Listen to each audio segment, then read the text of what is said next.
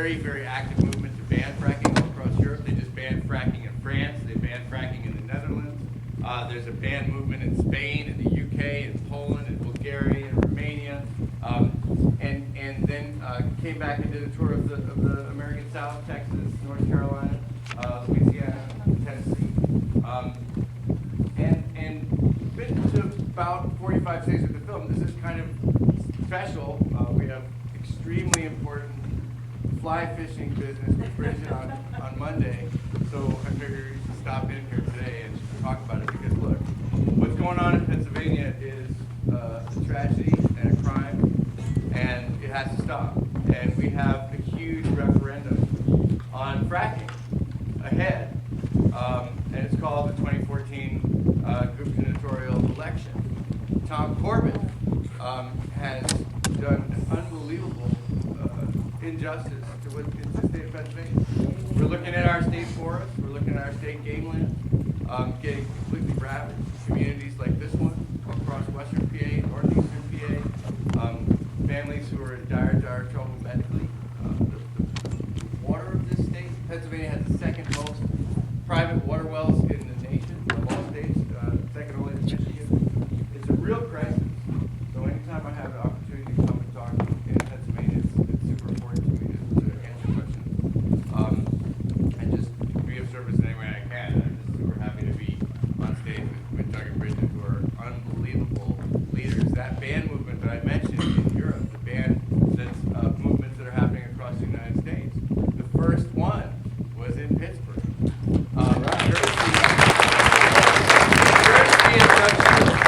And I'm also happy to report on Election Day on Tuesday, there were 4 referendums in Colorado, in cities in Colorado: Boulder, Longmont, Fort Collins, and Lafayette. Fort Collins, Lafayette, and a place called Broomfield. The natural gas industry spent $1.1 million trying to defeat those anti-fracking, they're either for bans or moratoriums, those ballot initiatives. Okay, they outspent the activists 76-1. We won in 3 of them. We won, and in Broomfield, Oberlin, Ohio. And we won in Oberlin, Ohio too. And in Broomfield, the 4th city, it is so close that I think they're separated by 13 votes. There's a recount going on right now. So it shows that like people organizing can actually win against the corporate money that you see on display here at this film. So it's a huge week for people organizing and trying to protect their communities against what you're seeing in the film. So, why don't we, do you have any words? Yeah. How many people saw Gasland London here today? Good number is. And when the story that Josh told was started out as some vignettes, an idea, became Gasland. And it had a profound effect on how we Americans perceived what was going on, because we had no information from our institutions of government that never did any due diligence, at least to my satisfaction. There's a guy up here from the industry taking a movie of us here tonight. He thinks he did everything fine. EID, I forget your name, but there he is. And they follow us around, take videotapes and stuff like that. But Gasland kind of took us on a discovery and saw what was happening on the ground. What you saw today is what's happening in our institutions of government. And whether it's the Lipsky case or the other cases, John Fenton, Pavilion, Wyoming, this happened. It's real.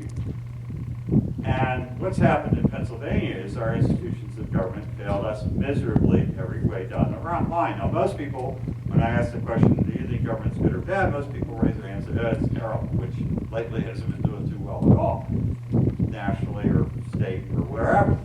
No one's happy. But I always say, if you're not happy with your government, go home and look in the mirror, because you are the government. And that was what was proven in Oberlin, with these ballot initiatives in Colorado, what happened in State College a couple of years ago, where citizens make the decision. This is the message that I got from a group called Community Environmental Legal Defense Fund, CELDEF. And they're the ones that brought me this idea, because in Pittsburgh we knew this was coming. And to go to land use issues on zoning, which most of us here don't really understand what the heck zoning is, unless you're a land developer and you're working in it every day. But we're all governed by something. It's how you plan your community, how you decide to look like Las Vegas or maybe Ligonier, a nice little quiet historic town. We define the character of our communities. That's our right. It's not a privilege like a driver's license. It is our right. And this is a big distinction. And it is our right to determine how we live.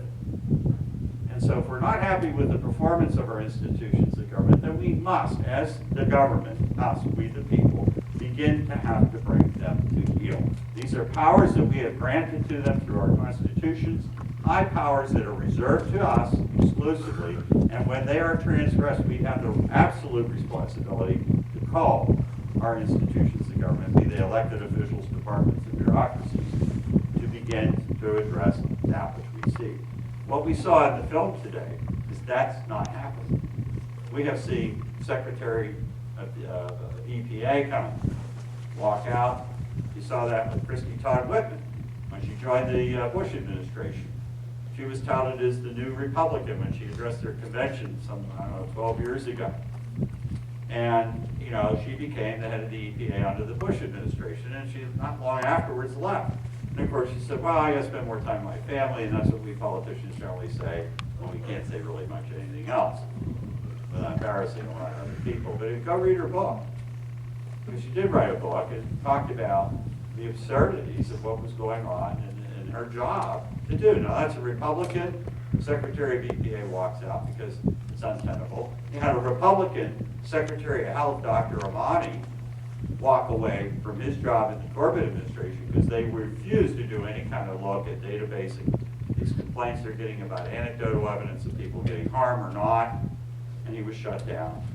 When Act 13 went through, the vaunted impact fee was put out, not one penny was allocated to our Department of Health to find out about the endocrine disruptors next to our schools that affect our children. There are, as was pointed out at the beginning, there are no standards. There's nothing. And there's no money from the impact fee to begin to account for these things. Totally irresponsible. So what we see going on here in this film, you're following basically kind of three cases and how egregious this is. All of a sudden documents that said one thing, all of a sudden are thrown away, and a new one comes back out and says nothing. This is the game that's being played. And it is our responsibility as citizens to begin to work to find out what's going on. No matter how you feel, pro or con, it may be more regulation. We can't make a decision until we understand what it is that's being foisted upon us. The state, in Act 13, which was struck down as unconstitutional by a Commonwealth court, granted a use by right in all zoning districts in the Commonwealth of Pennsylvania to drill it. They didn't do that for U.S. Steel. They didn't do it for Mary's Hair Salon, or where you're residential. You can't build a house anywhere you want. You have to build it in a residential district. But they gave them the right to go anywhere and supplanted the local rights of local citizens to determine, as the Supreme Court said in Pennsylvania in 2009, the character of their community. And they also said, well, you can't do these bans, and we might get sued. Well, Pittsburgh did the ban, and we're coming up on our 3rd anniversary, November 16th. We haven't been sued. Now there was Wilkinsburg, West Homestead, Forest Hills, and Baldwin Borough around the city of Pittsburgh, or State College. And I defy, and I dare Governor Corbett to walk into State College, Pennsylvania, where the people themselves voted over 72% of the vote, to take what we did by ordinance in Pittsburgh and incorporate it into their local constitution, their home rule charter. And I want Governor Corbett to walk into State College, Pennsylvania, and tell those people, your vote doesn't count. Because that's the argument they're going to have. Marquee investigations that were really carrying a lot of weight for thousands and thousands of people across America, right? This case in Pennsylvania in Dimmock, the case in Texas, and the case in Wyoming, where EPA actually came in and got involved in the case. You see what happens in the investigations that unravel in Dimmock, not unravel, literally get clamped down on. And you see what happens in Texas. Now, I still have never received an adequate answer from anyone at EPA about what happened to those investigations. citizens were simply left out in the lurch. The science was put aside. In Wyoming, the one case where you had results come through, and this was like huge news, because the first time EPA is saying yes, this is fracking fluids in the water. So guess what happens? After the film is out, actually it was the same day as I was at Soldiers and Sailors. I was backstage, and I got a phone call from Bloomberg News that said, "Oh, have you seen what happened in Pavilion?" Or a text message from a reporter. "Oh, is this what you're talking about at Gasland too?" The EPA and the Obama administration handed over the case in Pavilion to the state of Wyoming, which was hostile from the get-go to the EPA and their own citizens, and decided that they were going to continue that investigation, conduct that investigation as the state of Wyoming, with a $1.5 million contribution from Encana, the drilling company that was being investigated. And so I called up John. I said, John Fenton has had, and his family, have had a lot of health problems over the summer. I said, and he said, I feel, because he came on a couple of the tour dates with me in Colorado and in New York and Pennsylvania. And he said, I feel so much better when I'm away from home. There's a workover rig out behind my house, and they're spewing off methane, and they're doing all this stuff. And then I found out later from one of the scientists at NOAA that they were re-cementing all the wells. That Encana was going in and trying to fix everything, as if that would somehow hit the history eraser button, and we could just magically say that everything is hunky-dory. When you've got 15 times the level of benzene in the groundwater that's legal. So we've seen nothing more but the same. Gina McCarthy, the new head of the EPA, has not said a peep about fracking. What we do know is that the Obama administration, in the same month as this film came out on HBO and was seen by 3 million people, came out with a climate change plan. Big, speech on global warming and how it was, the biggest obstacle and problem facing our future generations. And he's right about that. It was kind of welcome to hear this kind of language from an American president. At the same time, what he did was he facilitated a transition in our power structure from coal to gas by creating standards for CO2 emissions that coal-fired power plants couldn't survive, but the natural gas-fired power plants didn't have to actually do any modifications to meet the standard. And what that means is you've got less CO2 from natural gas, but you're totally discounting all this methane that's leaking all over the place. So it doesn't really do anything from our global emissions perspective, which is what we have to encounter to deal with climate change. So what we've seen is more of the same: double speak, double think, double talk, and it's very clear that this is influence, direct influence on the policymakers of people who are spewing half-truths and things that are not clear in science.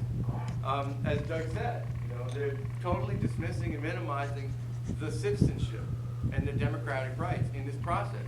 And the other thing, so what happens is, there's you can't incrementalize your approach to this industry.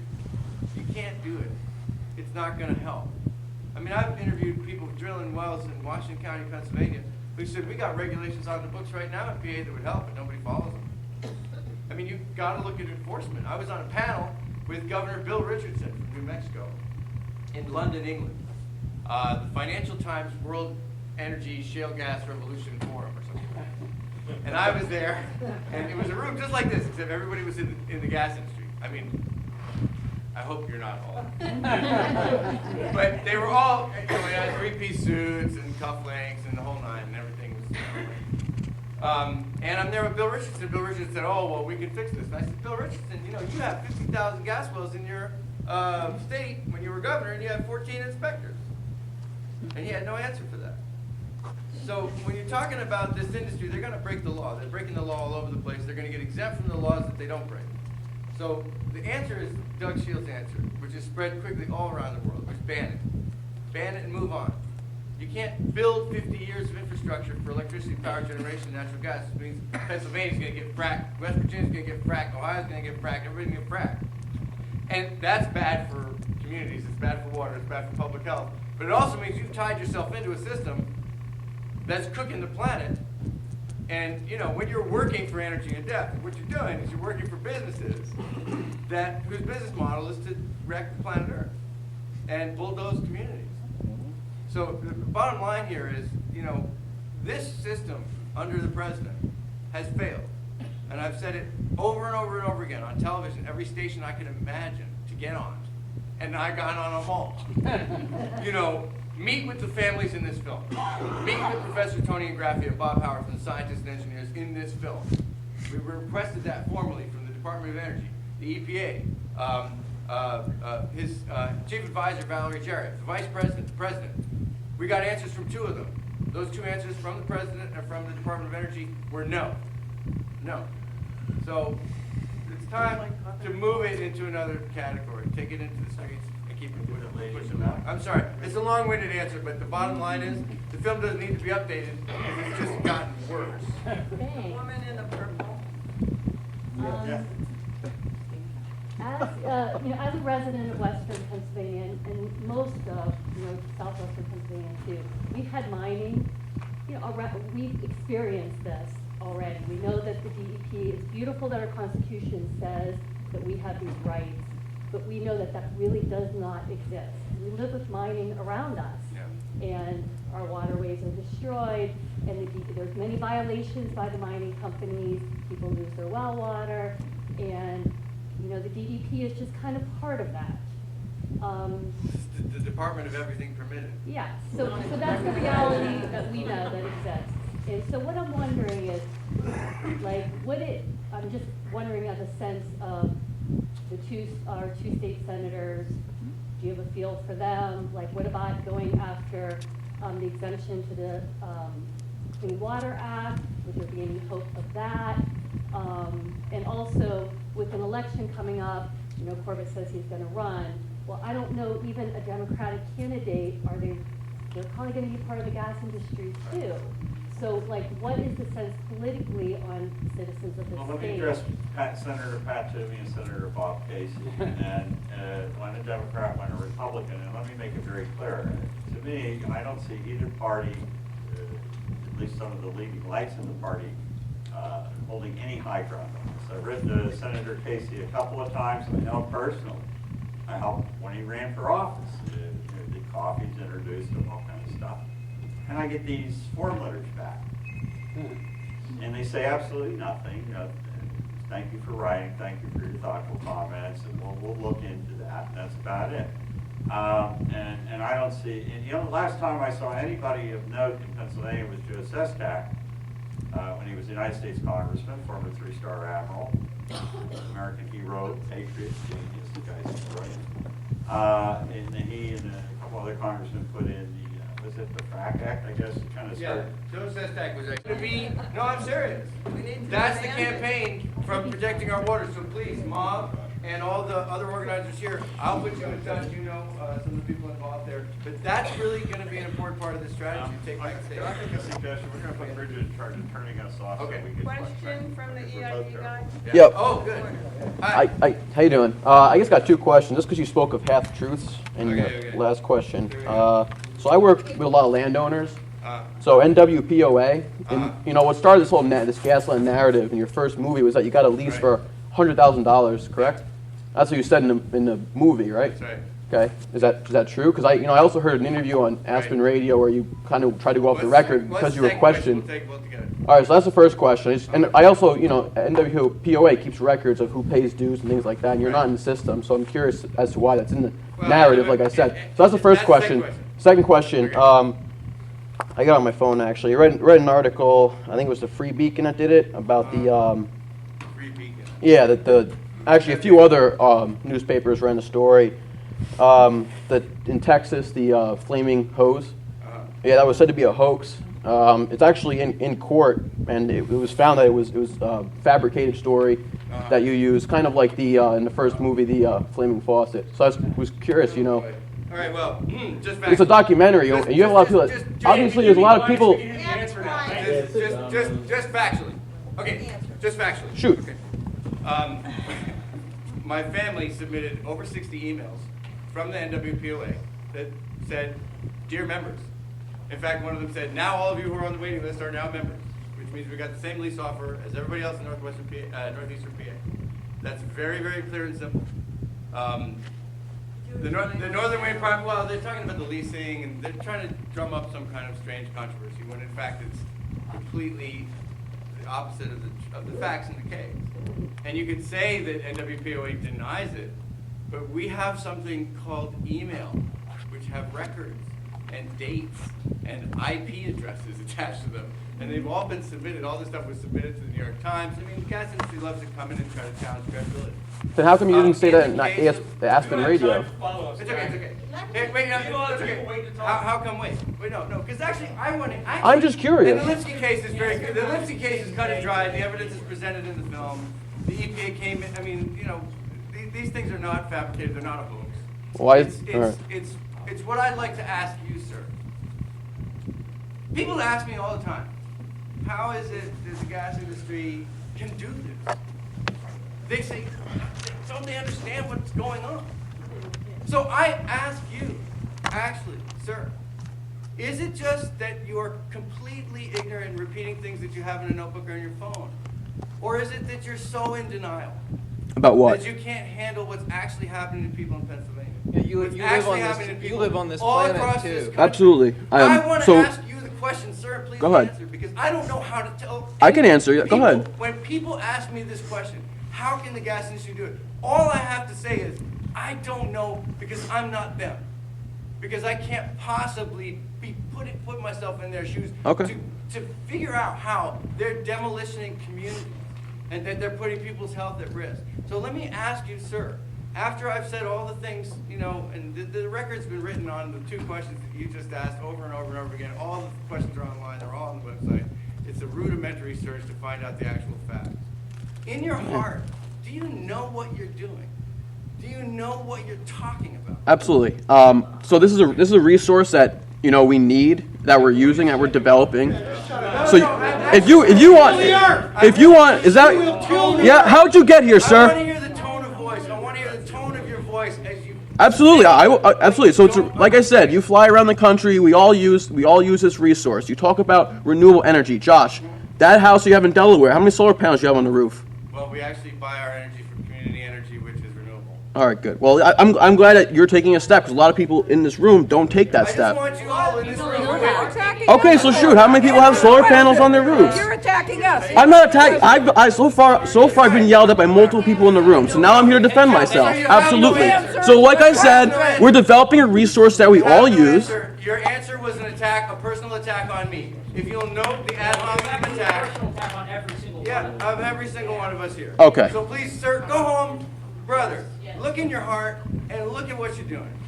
Next question. My question is, how do you, there was a person in the field who was talking about the renewable energy, the wind, solar mixed with hydroelectric, and how that could actually be sustainable and still hold up. How do we convince people, like senators and people in Congress, that that's actually going to be helpful to the economy, and that's actually going to be something worth pursuing? Brilliant. So The first we answer is mitigate, you have to just have technology, the answer, innovate, we move on. which is that it's doable.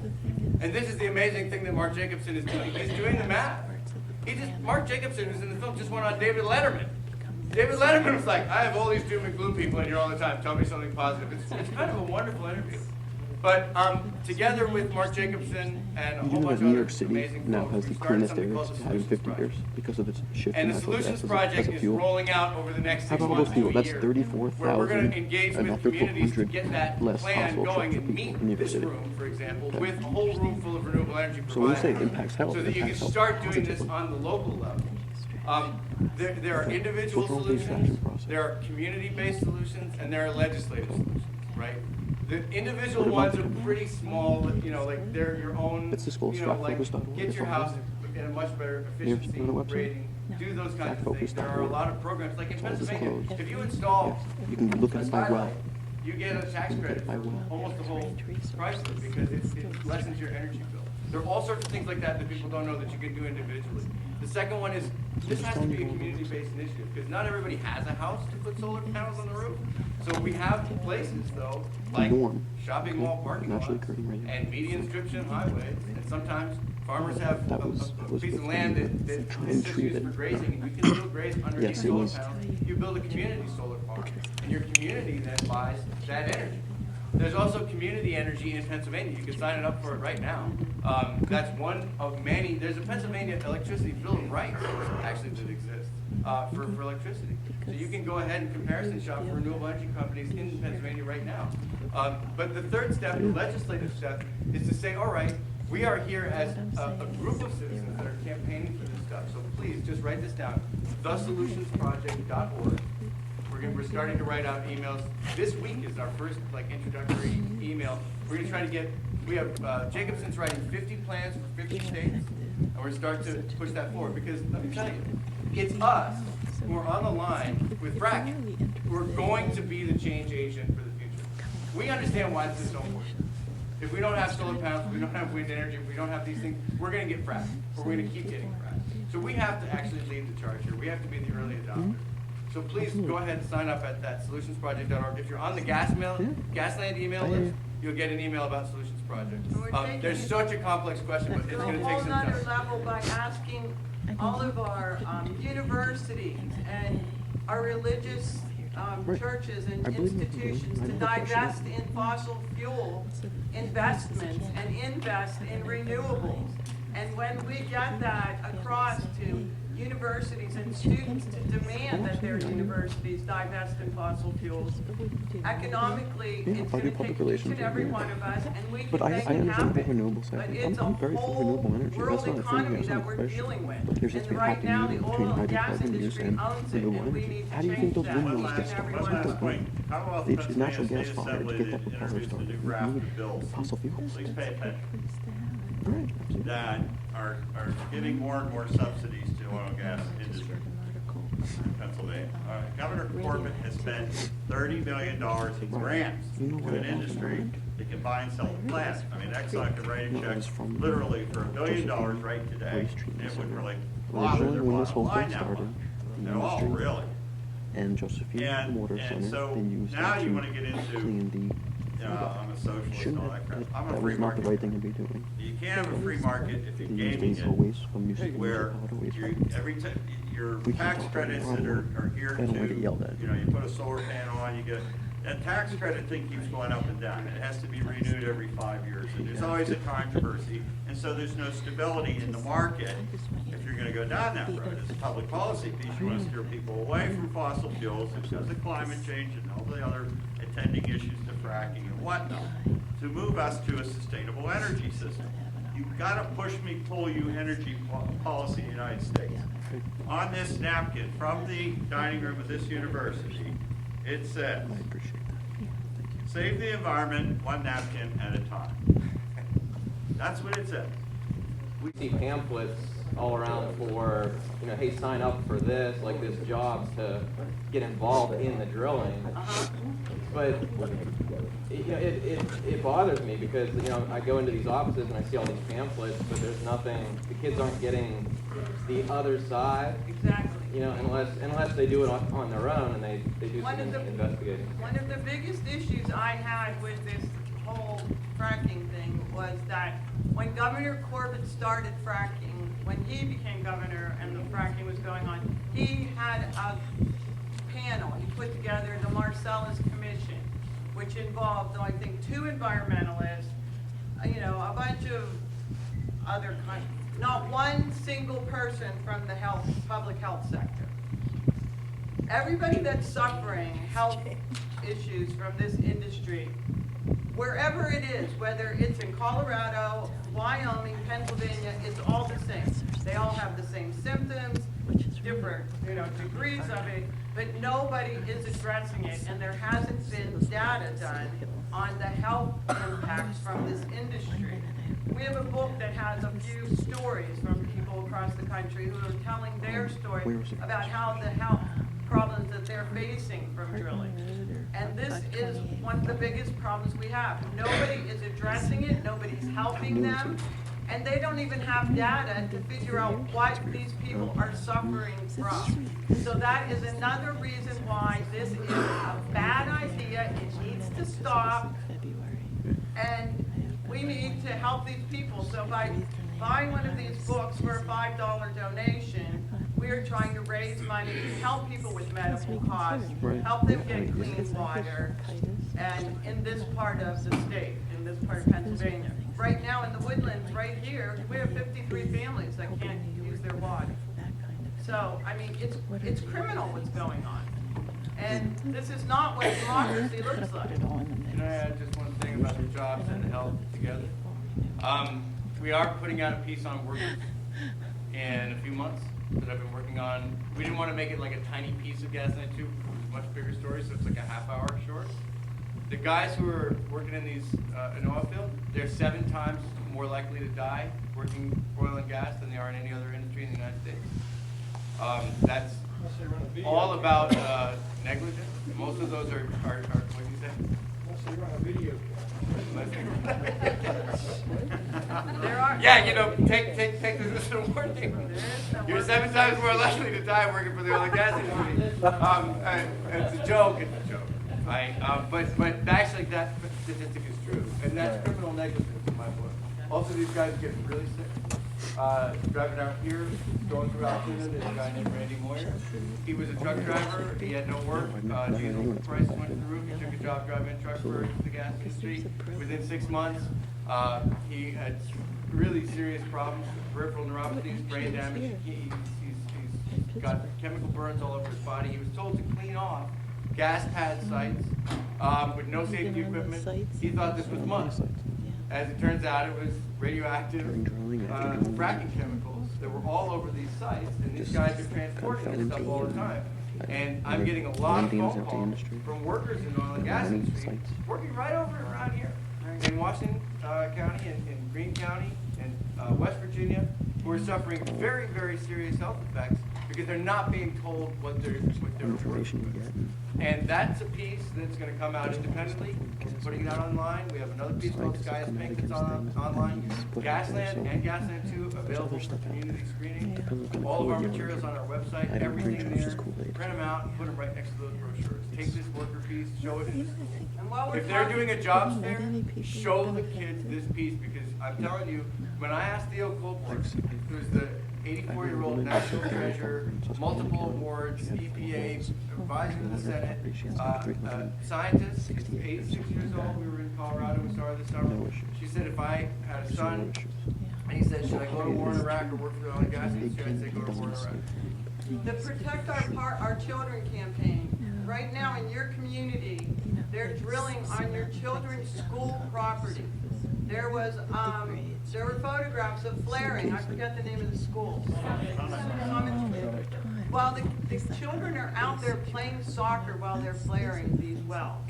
This is toxic air that your children are breathing that Theo Colbert will tell you. If you just Google her, the endocrine disruptors on a child's developing body is so dangerous. All the studies that they do on these chemicals are on an adult body. They don't even do them in measurements for a child's body. So we really need, you guys, we need to step up the program here, because they want to drill on more of your school properties, and you need to really organize with Mob in Butler and help us attack this industry. It's got to stop. Any more questions? No, not yet. I'm not married or anything like that. So. Is this the last question? How many? I'm in no rush. So. 1, 2, 3, 4. Why don't you ask all 4 questions at once? No, not at the same time.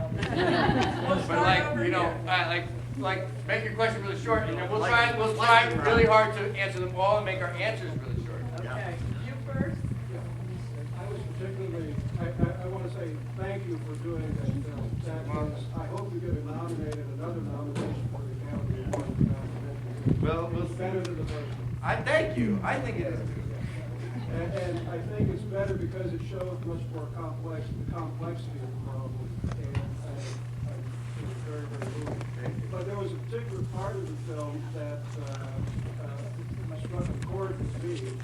We have a well, it's said to be the largest producing well in North America, located about 2 miles from the Williams well. Okay, that's what BP has said.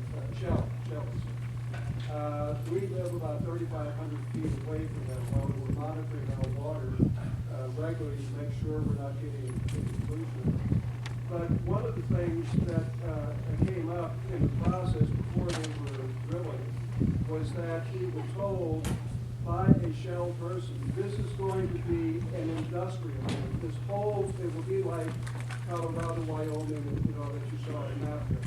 But right now, there's a moratorium, a de facto moratorium about drilling because they don't have any pipelines. And it was related to the CNG, the getting the gas to China and to other parts of the world. Do you have any idea on when they plan to have that ready so that the drilling will be multiplied? It will be going up exponentially, meaning once they have markets, they're fixing the leases right now, like drilling and holding on to the property.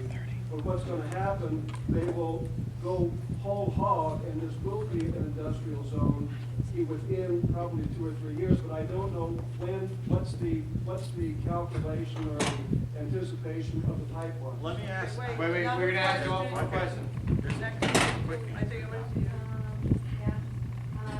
What I find disheartening is the people that are being silenced, like this woman in your Right. film, and the people in the woodlands, the gag orders. the gag orders, and I think that's what we need to address. We need to address the gag orders, getting rid of the gag orders, so people who are involved in those lawsuits can speak. This is a public health issue. Right. How can you put a gag order on a public health issue? Absolutely. Number here. Next question. Down, we were down in West Virginia, and one of, if not the primary means of disposing of used fracking fluid is deep injection wells. Your film pointed out a lot of the dangers of well casing leakage. Are there studies which either point to or away from the idea that deep injection wells pollute the water? Great. Last one. Yeah, Josh, this is for you.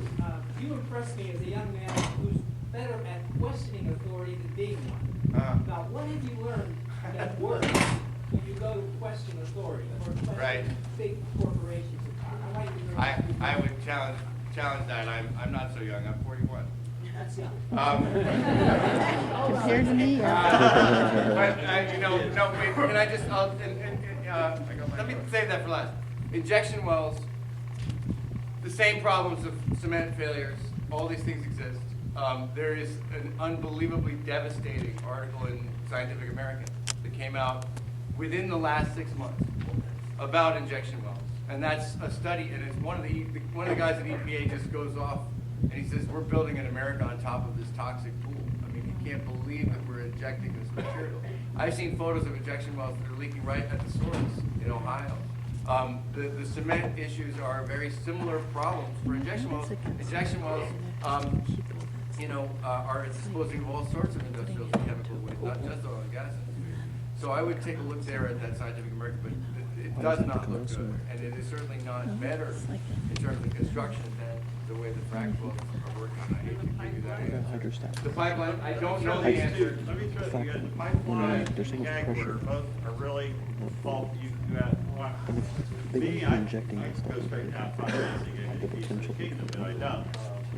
This is what, that question, you asked about the gag order, public policy questions about public health, and how do you put a lid on everything, and how the hell do we know how do we make decisions as a citizen? One time someone asked the Secretary of State back in the 50s or whatever, he said, who makes foreign policy? He said, the American people do. Well, we make all the policy here, folks. And as to your pipeline question, very quick question. These questions need to be put to your state representatives. They have to account to you. And when you sit with them, especially in some of these places out here, they just say, oh, this is all pack of lies. Oh, this is all this. Or this is baloney. Or then people are just saying it to get money. Those questions have to be, not to Josh or me or Bridget or anybody else or the guy up in the corner. These go to our policy makers. And I'm going to ask you this. How many of you were asked by your state rep in 2005, 6, 7, as this thing was starting to build, about what do you think about this? Here's what we found out. We're going to present you the information. It's for you to decide. Not one state hearing held anywhere. My representative never had a meeting in my district or briefed the council of the city of Pittsburgh of what was about to come upon us. Those are the people that question needs to be asked of. Because you're asking about what's my future going to be like on both questions, and that is determined by our policymakers that we entrust and grant great powers to in our name. And if they're not answering that question, there's something terribly wrong. Just in terms of getting back to these, the gag orders, I always thought this was unconstitutional. But the Constitution only pertains to government. So the government can't silence you, right? That's against the First Amendment. But the corporations can, because you guys just a little bit quiet on this. Just a little bit quiet on this. But corporations can. But right now we know that we're living in this unbelievable era of corporate power. And it seems to me that is un-American, you know, and that we have to start to think about that level of corporate power in our lives. In many ways, the corporations are more powerful right now than the government is, and they should not be allowed to buy people. So corner them into silence. And it's up to But us. let me finish. And so about this issue, this is one of the most horrifying things I've heard of. You know, I mean, the Shell could come in and say, oh, this is an industrial area. You know? Like, Shell was very honest with the G family. They said, oh, we're going to be a problem for you for the next 40 years. You know, that's why they left. They had no choice. And they chose to make that settlement without lawyers, without, you know, they knew they were talking to me, and that it was important to me to cover the story. That was one of the only things that made them feel better about having to sign away their right to speak. But, you know, this is the plan. The plan is industrialize this entire area, industrialize the entire northeast of, you know, Tioga County, Susquehanna County, and if they could have gotten their hands on it, the Delaware River Basin. The good news was in the Delaware River Basin, we actually chased away 100,000 acres of leases dropped by Hess this summer, right after the film came out, because of citizen pressure. I mean, there's got to be a way. I mean, it's just, you know, I have a really good friend, Susan Barnes, in Greene County or Washington County. She moved back. She was a Hollywood actress. She was actually Squeaky's girlfriend. And she moved back to take care of her ailing mother. And she calls me up and she says, we're done out here. We're done. We don't know what to do. And it's so hard to hear it, you know, because you think of this, oh, this is the plan. Well, usually the pipeline stuff is as fast as they can. And pipelines are tough to stop. We have the Federal Energy Regulatory Commission, who does this all without hearing. There's got to be some aid, you know. One thing that I can tell you is that the Keystone Pipeline, the Stop the Pipeline movement, has actually been doing a great job of blockading the pipeline. There's a solar barn that was built on top of the pipeline route, so they'd have to bulldoze this solar-powered barn to get the pipeline through. So there's got to be ways to figure out how to obstruct the key infrastructure, do that non-violently through acts of civil disobedience and blockading. And that, if you're at that stage, that's where you got to be, I think. This is what's happening in Australia, this is what's happening in Poland, this is what's happening in the UK. They're blockading these sites. And that way you have a small group of people who can try to take back the power. I mean, as Doug has told me 100 times, power is never conceded, it's only ever grabbed. Join our effort. And that's the way, and now let me just finish here, because I know this is the end. I don't know what you mean by not being an authority. I'm a filmmaker.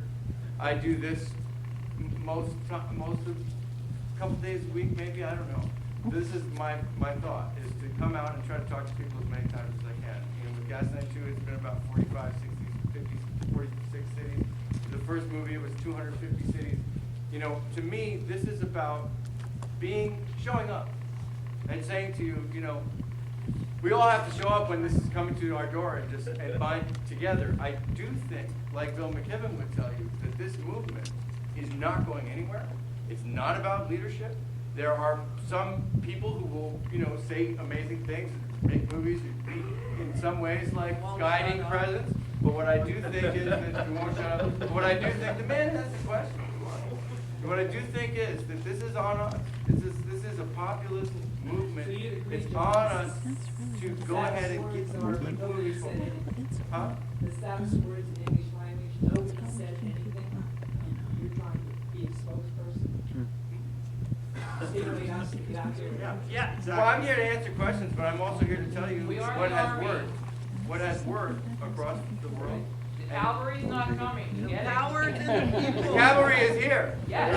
All right. Well, thanks for clapping. Yeah, actually, I appreciate you coming up here and keeping me company. I know. I think it's you're probably feeling lonely, but all right. Well, you I'm take used to care, it. sir. Yeah, I appreciate it. Well. Just remember this part. Oh yeah, of course. Don't forget that. No offense, young man.